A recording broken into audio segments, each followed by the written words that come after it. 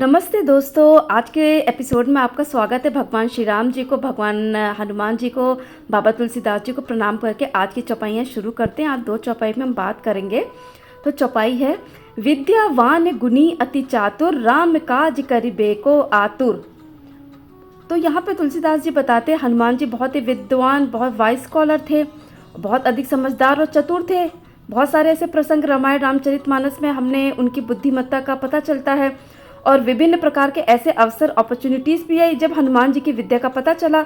जब विद्या दोस्तों आ जाती है तो व्यक्ति स्वयं को जान लेता है, तब आत्मविद्या जब आ जाती है फिर बस वो राम काज ही करता है। मतलब भगवान ने फिर जो उसको रिस्पॉन्सिबिलिटी दी होती है दोस्तों वो वही करता है। यहाँ पे ये तुलसीदास जी ने बोला है। अब इस मुख्य पंक्ति से पता चलता है कि हनुमान जी बहुत आतुर हैं, बहुत व्याकुल हैं। क्यों आकुल हैं वो? राम जी का काज करने के लिए, उनका कार्य करने के लिए। पूरे रामायण में हनुमान जी खुद के लिए कुछ दोस्तों हमें करते हुए दिखे? कुछ भी नहीं करते हुए दिखे खुद के लिए। सब कुछ राम के काज ही उन्होंने किए हैं। तो इसे ध्यान से समझिए कि राम जी ने हम सभी को जैसे कोई जिम्मेदारी, कोई काज मतलब रिस्पॉन्सिबिलिटीज़ दी हैं, क्या उन सारे कामों को हम बहुत ईमानदारी, आतुरता के साथ कर रहे हैं?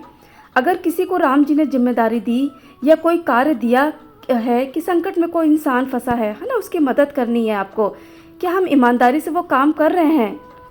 या किसी विभाग में कोई अधिकारी है ना, उसको कोई प्रोजेक्ट पूरा करना है, कोई पुल बनाना है, इरिगेशन का कोई मान लो प्रोजेक्ट है, ठीक है, कोई भी ऐसा प्रोजेक्ट चल रहा है, तो उस काम को हमने कितना जिम्मेदारी, कितना ईमानदारी से किया दोस्तों। बहुत सारे एग्जाम्पल्स यहाँ पर आते हैं। तो दोस्तों प्रत्येक व्यक्ति हनुमान का रूप है जो राम जी का काम कर रहा है और वो कितना आतुर है राम काज के को, उसकी उनकी जो रिस्पॉन्सिबिलिटीज उनको करने के लिए। अगर आतुर नहीं होंगे तो सब कुछ जो पूजा पाठ हम जो कर रहे हैं ना दोस्तों, वो सारी व्यर्थ चली जाती है। तो वास्तविक पूजा पाठ क्या है कि हम खुद को, अपने देश को कितना डेवलप कर रहे हैं, कितना विकसित कर रहे हैं, क्या हम मानवता या प्रेम की तरफ बढ़ रहे हैं। तो दोस्तों ये सारी चौपाई क्या कहते हैं, हमको बहुत कुछ सिखाती हैं, बट हम इस तरह से जैसे पढ़ते हैं ना, हम अर्थों को, गहरे अर्थों को समझ ही नहीं पाते हैं, तभी हमारे मन पे उस तरह की रेखाएं नहीं खिंच पाती हैं। तो ये सारी चौपाइयाँ हमें बहुत बड़ी, बहुत सूक्ष्म सीख देती हैं। अब बढ़ते हैं नेक्स्ट चौपाई की तरफ। प्रभु चरित्र सुनिबे को रसिया, राम लखन सीता मन बसिया। क्या खूबसूरत लिखा है तुलसीदास जी ने। यह चौपाई दोस्तों बहुत गहरी है, इसे आत्मसात करना आसान तो नहीं है क्योंकि बहुत ऊंची और बहुत गहरी बात कही है। ये थोड़ा सा ठहरना होगा हम सभी को। तुलसीदास जी हनुमान जी की विशेषता बताते हैं कि हनुमान जी प्रभु का चरित्र सुनने वाले रसिया हैं। रसिया मतलब एपिक्योर इंग्लिश में बोलते हैं, है ना। तो जहाँ जहाँ भी भगवान का चरित्र कहा जाएगा ना, मन से जहाँ जहाँ भी कहा जाएगा, वहाँ वहाँ हनुमान जी रस लेंगे। बोला जाता है कि हनुमान जी वहाँ पर अदृश्य शक्ति के रूप में आते हैं। ये मनुष्य को बताने के लिए कहा गया है कि उसका मन कहाँ कहाँ रस लेता है, वो कहाँ कहाँ सुख पाता है। इसका टेस्ट करना होगा दोस्तों कि हम कहाँ कहाँ सुख लेते हैं, है ना। अब स्वामी विवेकानंद जी के गुरु रामकृष्ण परमहंस जी थे, बहुत महान संत थे दोस्तों। ये मेरे वन ऑफ द फेवरेट, मतलब एक संतों में से एक हैं। संत तो बहुत सारे ही बहुत अच्छे थे, लेकिन परमहंस जी को मैं बहुत ज़्यादा मानती हूँ। उन पर ये चौपाई बिल्कुल फिट बैठती है। वो बताते हैं कि अपने साधना, स्पिरिचुअल प्रैक्टिस के आरंभ काल में उनकी ये स्थिति हो गई थी, सिचुएशन हो गई थी कि जहाँ जहाँ भी राम कथा होती थी दोस्तों, वो घंटे घंटे सुनते थे, बैठते थे, अपना पूरा समय वो वहाँ बिताते थे जहाँ जहाँ भगवान की कथाएँ होती थी। दोस्तों क्या आज के समय में ऐसी चीज़ें हो रही हैं? आज के गाने देख लीजिए, सॉन्ग देख लीजिए। मैं ये नहीं कह रही वो सॉन्ग बेकार हैं, उनको सुनना अच्छी बात नहीं है, सुनना ज़रूरी है। लेकिन दोस्तों आज अगर आप समय को बहुत अच्छे से, अगर सही से ऑब्जर्व करेंगे तो आज राम कथाएं सुनने के लिए कितने लोग आतुर होते होंगे। मैं अपनी सिटी में देखती हूँ, यहाँ बहुत लोग हाँ फिर भी होते हैं, लेकिन आतुर कितने लोग होते हैं। आज लोग इंटरनेट पर, इंस्टाग्राम रील्स पर हैं, ठीक है, सारी इधर उधर की चीज़ देख रहे हैं, अच्छी बात है, लेकिन उसके साथ साथ जो भगवान का जो एक कथाएँ होती हैं, क्या आपको नहीं लगता वो धीरे धीरे लुप्त होती जा रही हैं? कहीं ना कहीं वो चीज़ें खोती चली जा रही हैं।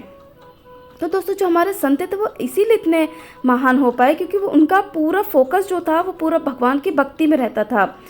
लोगों को आज ये बातें एकदम बेवकूफ़ियत वाली लगती हैं। अब जैसे दोस्तों संत रैदास जी बोलते हैं कि उनसे तो राम नाम की रटी नहीं छूटी थी। तो जो भी भगवान के रस में गहराई से डूबता है, मीराबाई, ये सब लोग क्यों इतने महान संत हो पाए दोस्तों? क्योंकि वो लोग एकदम अब सुप्रीम कॉन्शियसनेस की जो शुद्ध चेतना होती है दोस्तों, वो उसी भक्ति में रहते थे। उनका ज़्यादातर समय जो होता था भगवान के जप या चांट हो गया या उनके गुण गाने, प्रेस करने में ही बीता था कितने साल कितना समय हो गया दोस्तों कि ऐसे कोई संत, महान संत, कवि कोई नहीं आए, कितना लंबा वक्त हो गया है ना। तो अब हनुमान जी के मन हृदय में राम लक्ष्मण सीता जी हैं। अब ये कौन है? ये उच्च स्तर की चेतना है, हाई कॉन्शियसनेस हैं, जिन्हें परमेश्वर का दर्जा दिया गया है। तो हमें अपने मन में किसको बसाना चाहिए? ये हमें क्वेश्चन पूछना चाहिए उसको जो कि उच्च स्तर की चेतना हो, है ना। आजकल हम अपने अंदर कैसे लोगों को बसा देते हैं, है ना। थोड़ा अगर हम ऑब्जर्व करें तो इसने ऐसा कहा, उसने ऐसा कहा, पूरे दिन हमारे उसी की बात चली जा रही है ना। तो हम जिस भी चेतना को अपने हृदय मन में बसाते हैं, लगभग हम वैसे ही होने लगते हैं। रामकृष्ण परमहंस जी ने यह बात कही थी। इसलिए सभी को अपने मन में झांक कर देखना चाहिए कि उसका मन कहाँ का रसिया है, क्या भगवान चरित्र को सुनने में रस लेता है। इसका एक टेस्ट करके देखिए, अपने जीवन का हिसाब लगाइए कि कितना वक्त आप दूसरे कामों को, हम सब टीवी, इंटरनेट, न्यूज़ देखते हैं, शॉपिंग, इधर उधर की बात करते हैं, और कितना समय हम भगवान को सुनने में लेते हैं। तो हमको पता चल जाएगा कि जीवन में हम 2 मिनट भी सही से नहीं बैठते हैं। तो अपने मन के दोस्तों स्वाद को, टेस्ट को बदले।